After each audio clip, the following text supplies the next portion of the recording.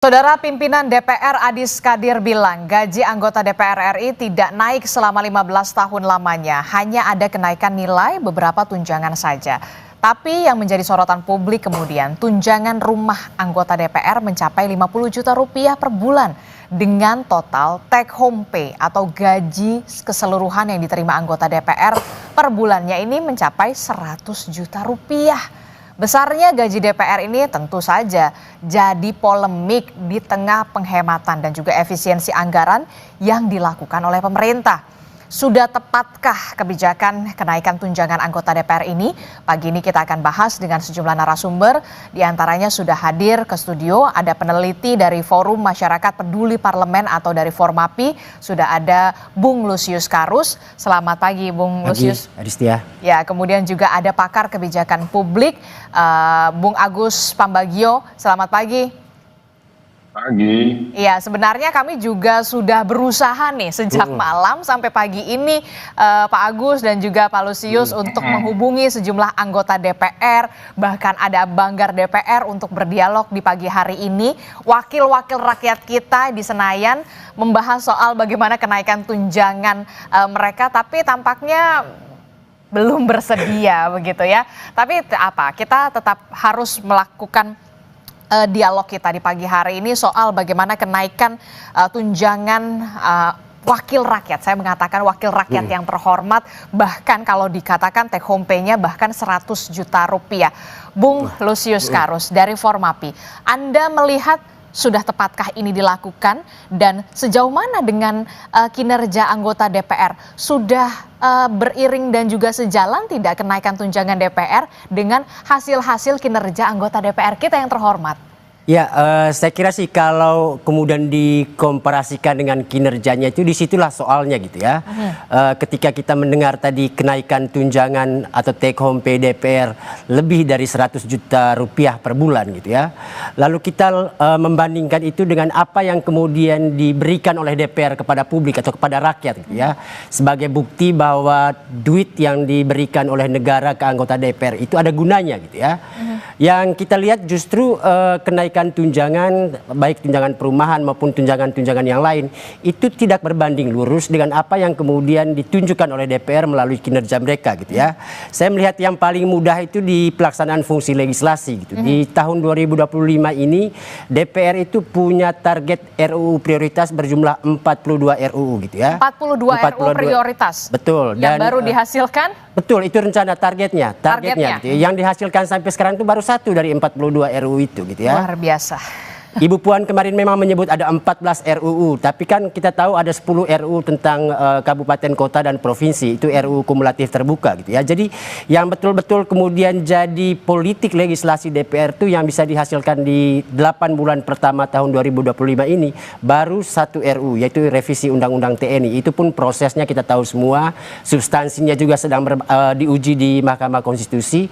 Jadi di pelaksanaan fungsi legislasi saja kenaikan tunjangan ini tidak menunjukkan ada korelasinya gitu ya, bahwa semakin tunjangan ini diberikan kepada DPR dengan angka yang cukup fantastis, kemudian banyak tunjangan lain juga yang ikut naik seperti tunjangan beras, bensin, dan lain sebagainya. Jadi ada banyak sekali subsidi yang kemudian diterima oleh anggota DPR dengan jumlah yang fantastis, tapi saat yang sama mereka tidak bisa membuktikan ke publik bahwa tunjangan-tunjangan itu punya dampak pada kinerja mereka. Yang justru kita lihat tunjangan yang semakin meningkat atau bertambah itu membuat mereka malas, membuat mereka manja gitu ya. Karena kan kemanjaan, kemalasan itu yang kemudian bisa dijelaskan dengan hasil hanya satu dari 42 RUU itu yang bisa disahkan di 8 bulan pertama tahun 2025 ini. Termasuk gitu. Juga yang jadi sorotan adalah ada tunjangan rumah kalau tidak salah. Betul. Merupakan dana kompensasi begitu ya. Karena memang perumahan di Kalibata memang tidak bisa ditempati begitu ya. Kemudian ada tunjangan beras. Jadi menurut Anda ini sangat tidak berkorelasi dengan kinerja DPR yang dari 42 targetnya begitu ya, RUU prioritas tahun baru 2005. Satu yang dihasilkan. Yang disahkan oleh DPR. Ya betul, saya kira tunjangan perumahan itu juga sejak awal saya kira kita sudah menolak ya. Sejak diusulkan di akhir tahun 2024 lalu, tunjangan perumahan yang akhirnya baru ketahuan jumlahnya 50 juta gitu ya. Sebelum-sebelumnya kan diperkirakan tunjangan perumahan ini hanya 30 sampai 50 juta dibilang waktu perencanaannya. Setelah kemudian rencana itu heboh ditolak oleh publik di akhir tahun 2024, tidak kedengaran lagi apakah ini kemudian jadi diberikan ke anggota DPR atau tidak gitu ya. Ternyata di 1-2 hari terakhir ini baru terkonfirmasi gitu, rumah dinas yang ada di Kalibata dan Ulu Jami itu sudah dikembalikan kepada negara. Sebagai gantinya kemudian DPR atau anggota DPR itu menerima tunjangan pengganti rumah dinas sebesar 50 juta per orang per bulan. Itu kalau dihitung setahun, DPR itu menghabiskan sekitar 1,7 triliun gitu ya untuk tunjangan perumahan bagi anggotanya.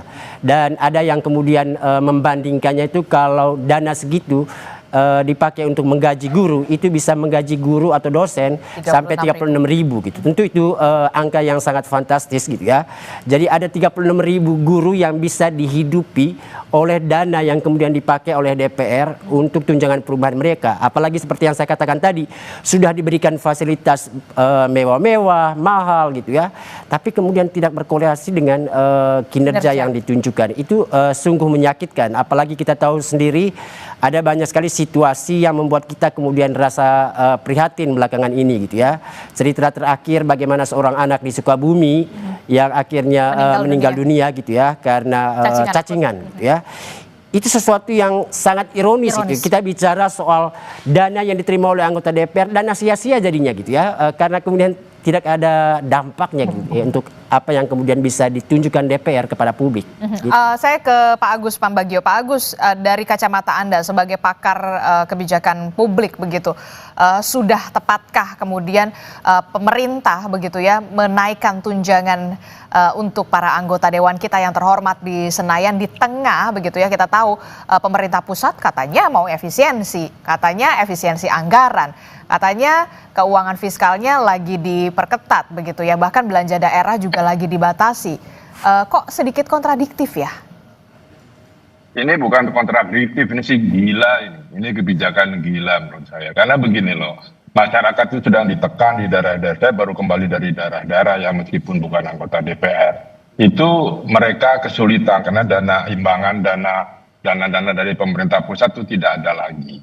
Banyak bekas bencana tidak bisa diapa-apakan yang di Kabupaten Luwu dan sebagainya. Itu kan banjir, terus batu-batu, sekarang kalau hujan sedikit banjir tidak bisa dan dana APBD itu 50% habis buat gaji.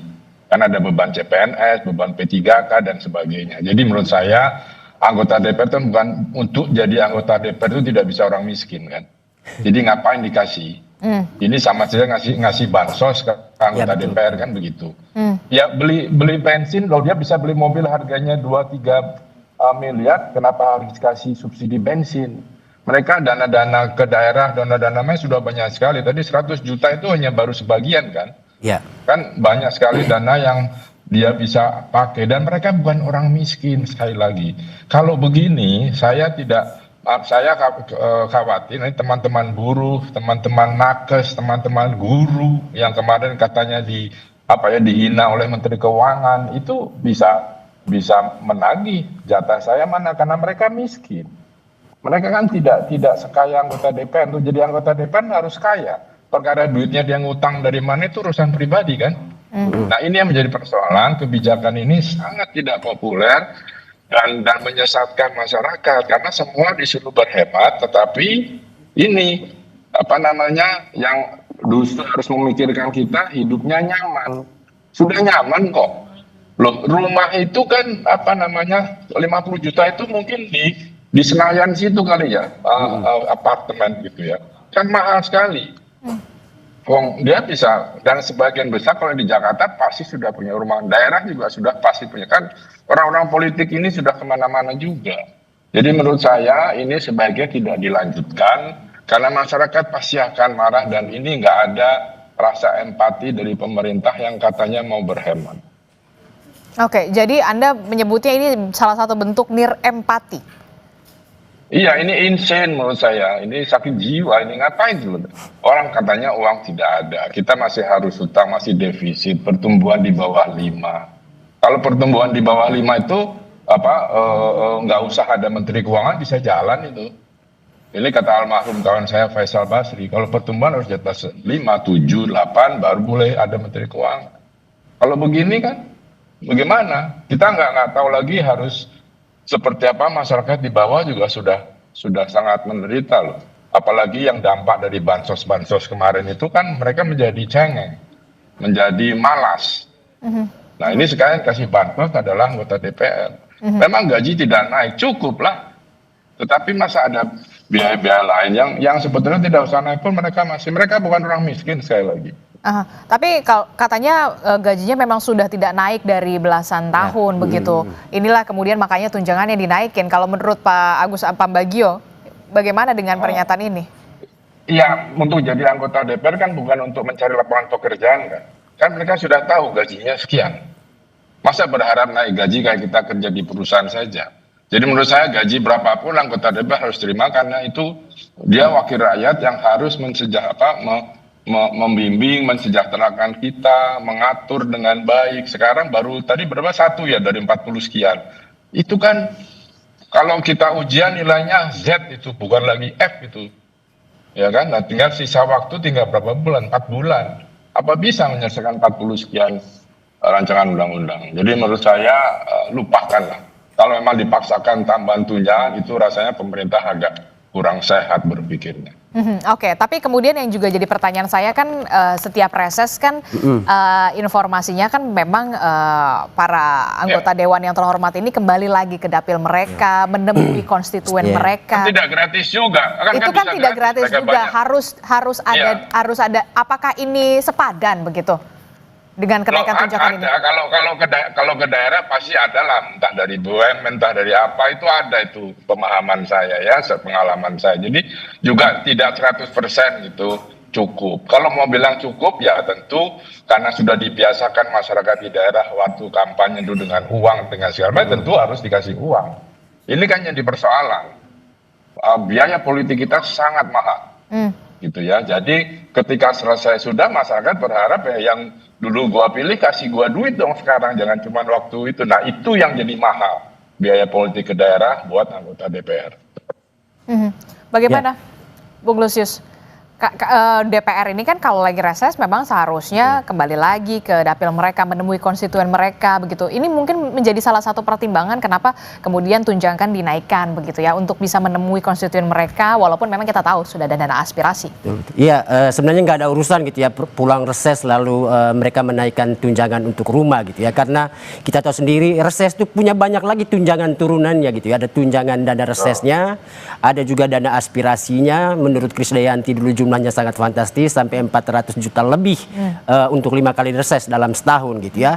Itu angka yang sangat luar biasa, apalagi kita tahu tidak semua anggota DPR juga menggunakan masa reses itu untuk kembali ke dapilnya. Banyak yang menggunakan masa reses justru untuk berlibur ke luar negeri gitu ya. Jadi laporan dana reses atau efektivitas reses ini pun masih jadi soal gitu ya, karena kita sendiri nggak pernah bisa mengakses laporan reses anggota DPR itu apa saja yang mereka lakukan, siapa saja yang mereka temui, lalu aspirasi apa yang kemudian mereka ambil dari daerah pemilihannya gitu ya. Dan paling penting saya kira nggak ada urusannya masa reses itu dengan urusan penambahan tunjangan gitu ya, apalagi tunjangan perumahan maupun tunjangan bensin gitu ya.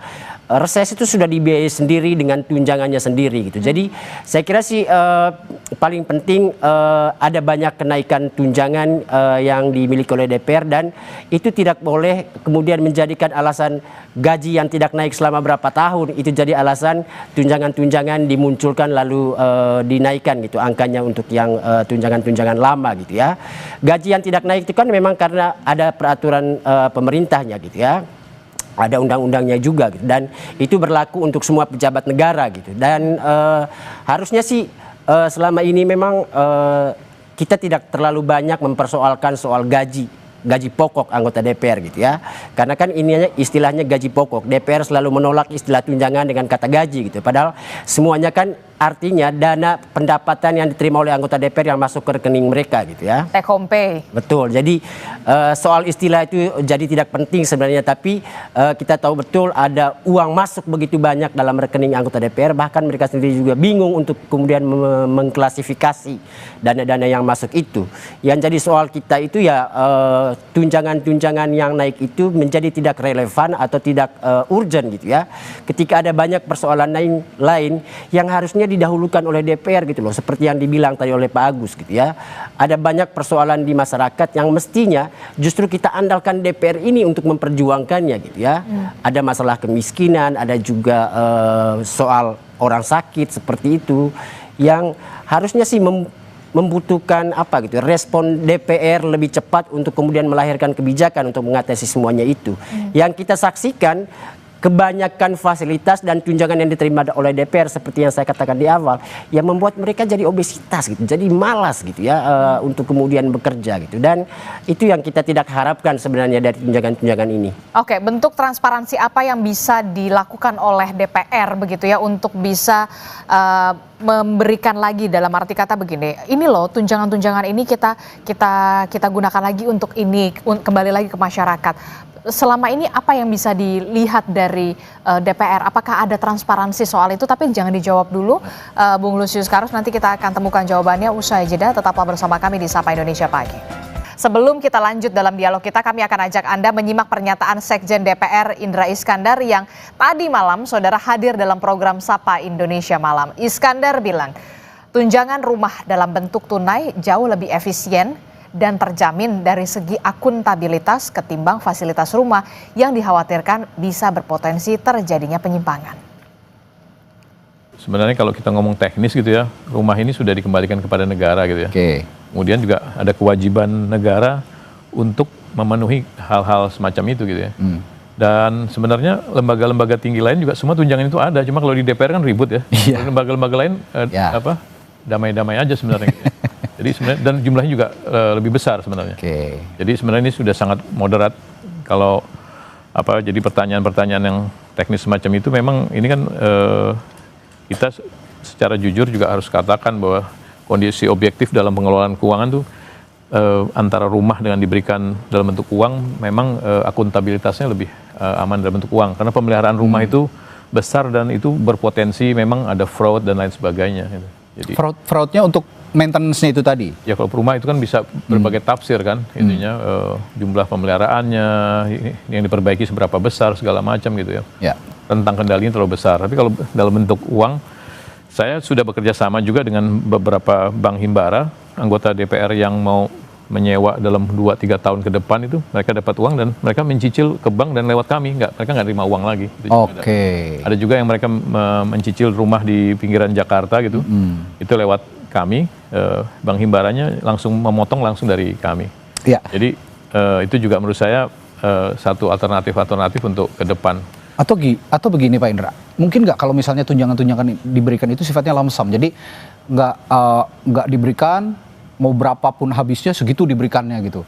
Jadi sifatnya reimbursement gitu, nggak lamsam. Ya mekanisme itu sebenarnya bukan DPR mutusin ya. Jadi dalam akuntansi negara tuh memang sudah ada standar-standarnya gitu. Termasuk salah satunya adalah dalam cara pemberian uang semacam itu. Sebenarnya buat DPR kalau dibuat lamsam jauh lebih enak juga gitu ya. Mereka di ini. Tapi risiko kalau lamsam juga harus sesuai dengan ini juga, standar harga yang fair gitu kan. Sebenarnya kami di sini sebagai rakyat berharap betul wakil rakyat kita yang terhormat di Senayan ini bisa kemudian juga bisa mendengarkan aspirasi dan juga berdialog bersama kita soal kenaikan tunjangan anggota DPR ini. Dan kita tahu saudara, naiknya tunjangan anggota Dewan yang fantastis jadi perhatian warga. Lalu apa saja komentar warga terhadap kenaikan tunjangan DPR? Kita simak berikut ini. Kalau bisa dibarengi dengan kerja nyatanya gitu di sekalian dijabarin, jadi pas berita ada angka itu muncul harusnya mereka juga sambil ini portofolio kita gitu, jadi kan misalnya kita bisa lebih percaya gitu kalau misalnya ada bukti kerja nyatanya juga gitu. Rakyat kita ini masih banyak yang belum, ini aja sudah banyak yang mencari pekerjaan lowongan, sementara anggota-anggota kita itu ya dinaikkan gajinya, fasilitasnya gitu. menurut saya perlu dipertimbangkan atau dikaji ulang ya, apakah memang sepenting itu untuk memberi tunjangan rumah dengan gaji yang itu tadi lebih dari UMR dalam sehari mungkin ya. Kompas TV, saudara, juga melakukan polling melalui media sosial Instagram. Warganet diberikan pertanyaan, DPR dapat tunjangan rumah sebesar 50 juta rupiah dan tunjangan beras 12 juta rupiah, saudara. Setuju atau tidak? Sampai Kamis pagi yang menjawab setuju ada 13% atau 22 pemilih. Dan yang tidak setuju 87% atau 147 pemilih, saudara. Ini dia, kita akan saksikan bersama bagaimana polling Kompas TV soal tanggapan soal DPR dapat tunjangan rumah 50 juta dan juga tunjangan beras 12 juta. Dan hasilnya, saudara, 87% ini tidak setuju, sementara masih ada juga yang setuju, ini sebesar 13%. Kita akan lanjutkan perbincangan kita Kemudian juga ada pertanyaan selanjutnya, ternyata DPR dapat tunjangan 50 juta rumah, ada juga tunjangan beras 20 juta. Lantas pertanyaannya, bagaimana dengan kinerjanya? 8% pemilih menilai kinerja DPR cukup baik, sementara, saudara, 92% menilai kinerja DPR belum terlihat, saudara. Nah, ini tadi polling Kompas TV yang sudah dilakukan begitu soal bagaimana tunjangan yang mengalami kenaikan begitu ya. Saya masih membahasnya bersama dengan Bung Lusius Karus dan juga ada pakar kebijakan publik Pak Agus Pambagio. Lagi-lagi saya harus menyampaikan bahwa sebenarnya kita sangat berharap sekali bahwa anggota DPR bisa ikut berdiskusi, berdialog bersama kita karena anggota parlemen merupakan wakil rakyat yang memang seharusnya juga merasakan apa yang sedang dirasakan rakyat saat ini begitu ya. Saya mau ke Bung Lusius. Bung Lusius, tadi saya sempat menanyakan begitu ya. Ini gimana begitu? Apakah ini juga masuk karena memang biaya politik untuk jadi anggota dewan yang mahal?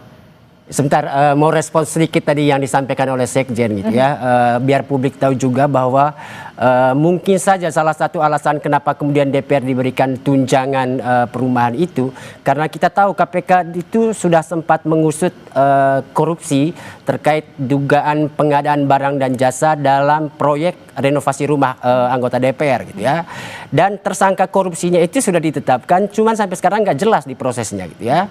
Mungkin orang yang juga sedang ngomong itu tadi salah satunya tersangkanya gitu ya. Jadi saya kira sih penting juga untuk menjelaskan itu mestinya oleh Pak Sekjen ini bagaimana kabar tersangka korupsi terkait dengan pengadaan barang dan jasa di proyek renovasi rumah dinas anggota DPR, karena jangan-jangan kasus korupsi itu yang kemudian membuat DPR sendiri merasa daripada ini nanti diselewengkan lagi kalau ada renovasi berikutnya, mendingan kita kasih tunjangan pengganti fasilitas rumah dinas saja gitu ya. Tadi apa tadi yang ditanyakan oleh termasuk juga soal apakah ini masuk kenaikan tunjangan DPR ini karena memang biaya politik juga mahal loh untuk bisa jadi anggota dewan. Iya betul, saya kira memang ada yang menduga bahwa kenaikan tunjangan ini diputuskan oleh DPR untuk mengganti ongkos politik yang telah mereka keluarkan di pemilu gitu ya. Tapi kalau ini jadi alasan, ini konyol sekali gitu ya. Masa negara dibebankan untuk sebuah aktivitas pribadi anggota DPR saat mencalonkan diri jadi anggota DPR. Kan proses pencalonan itu atas inisiatif pribadi. Juga kampanyenya itu juga dibiayai oleh diri sendiri. Jadi mestinya tahu dong atau punya persiapan dong kalau mau maju sebagai calon anggota DPR. Kenapa kemudian negara yang harus dibebankan saat dia sudah terpilih gitu untuk mengganti uang-uang yang dia sudah keluarkan saat masa kampanye. Saya kira ini tidak relevan gitu ya kalau mau dijadikan alasan, walaupun kita tahu pasti ada urusannya dengan urusan mengganti ongkos politik yang telah dibuang itu gitu ya. Kenapa kemudian DPR mencari banyak cara untuk memastikan ada tambahan pundi-pundi masuk ke rekening pribadi mereka. Oke, termasuk juga ini sebenarnya tadi juga ada suara rakyat ya, begitu tadi kita sudah melibat suara warga yang mengatakan perlu loh dikaji ulang. Nah, kalau dari pakar kebijakan publik, dari kacamata Anda Pak Agus Pambagio, perlu tidak untuk pemerintah pusat mengkaji ulang soal kenaikan tunjangan anggota dewan ini? Kalau masih berpikiran jernih perlu. Karena situasinya gini loh, kita nih semua ditekan supaya berhemat. di daerah juga mengirit. Sementara kita di pusat ya turunlah gitu ya. Nggak usah lah itu dulu. Ini secara psikologis kan mengganggu masyarakat. Kita sudah susah, tapi mereka yang memikirkan kita tidak bekerja dengan baik. Artinya gini, coba DPR panggil seluruh yang komisi-komisinya kepada juga pemerintah, partner-partnernya. Pikirkan bagaimana mengatasi krisis ini. Bagaimana ekonomi kita bisa bangkit sehingga masyarakat bisa dapat lagi dana-dana anggaran dari pusat dan sebagainya, lalu guru juga bisa naik gajinya dan seterusnya, baru nanti pikir belakangan gitu loh. Jangan yang mikir dikasih dulu sementara yang hidup itu dibiarkan. Jadi menurut Anda perlu ada pengkajian ulang soal kenaikan tunjangan DPR ini? Ya, apapun alasannya, karena mereka bukan orang miskin. Kalau itu tidak naik pun tidak melarat kan. Tetapi masyarakat, dana-dana tersisa, dana-dana masyarakat yang harusnya digunakan untuk pengembangan masyarakat kan sudah habis buat MBG, habis buat Koperasi Merah Putih, dana desa dipakai tanggungannya. Kemudian dana CSR dari BUMN akan terpusat ada di Danantara. Itu kan membuat masyarakat bingung. Itu mesti bagaimana saya bisa bagaimana kita DPR bisa menciptakan lapangan pekerjaan. Kita lihat pidatonya Perdana Menteri Singapura. We need jobs, we need jobs. Nah kita omong nggak itu? Kan cuma di mulut omong-omong saja. Nah itu bagaimana peran DPR untuk meng-create pekerjaan supaya tidak ada preman. Karena preman-preman itu sebagian juga ada di sana dan sebagainya. Dan semuanya itu menyulitkan masyarakat. Nah itu dulu dibereskan lah. Memang tidak besar perorangan, tapi ketika di total 500 sekian orang itu menjadi jumbo juga. Dan itu menyakitkan masyarakat, itu saja. Ini soal keadilan saja, prioritas. Mereka bukan, sekali lagi, mereka bukan orang miskin, bukan orang yang perlu ditunjang beli berasnya. Dan jadi ya, untuk rumah mereka bisa sebagian besar, kalau yang dari daerah kan bisa di apartemen yang biasa kan bukan soal kemewahan, karena dia pejabat negara, tapi soal fungsi dia untuk masyarakat itu seperti apa.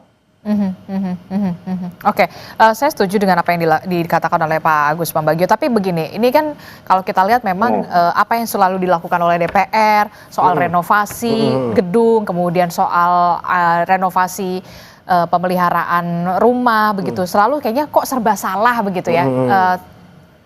Ya karena korupsi kan. Persoalan kita kan pada dasarnya korupsi. Ya kan karena korupsi. Kalau korupsi itu dihukum mati gitu selesai. Ada efek jera. Kalau sekarang tidak ada, sudah dihukum sekian tahun, belas tahun, dapat remisi. Ya kan, sudah ini berkelakuan baik karena sholat. Sholat itu kan kewajiban manusia, bukan soal kelakuan baik. Ya kan? Dan ini mencederai hati rakyat, hati nurani rakyat menurut Anda? Sangat, iya. Loh jadi artinya ya mari kita korupsi aja sama-sama kita jarah, kan gitu. Karena hukumannya tidak berat dan masih bisa senyum. Paling sedihnya karena pakai rompi sama di borgol aja. Itu sebentar kan oleh media. Setelah itu ya selesai. Di penjara juga hidup enak gitu kan. Nah ini kan yang persoalan-persoalan seperti ini daftarnya karena korupsi. Kalau itu tidak ada, persoalan rumah renovasi itu mudah.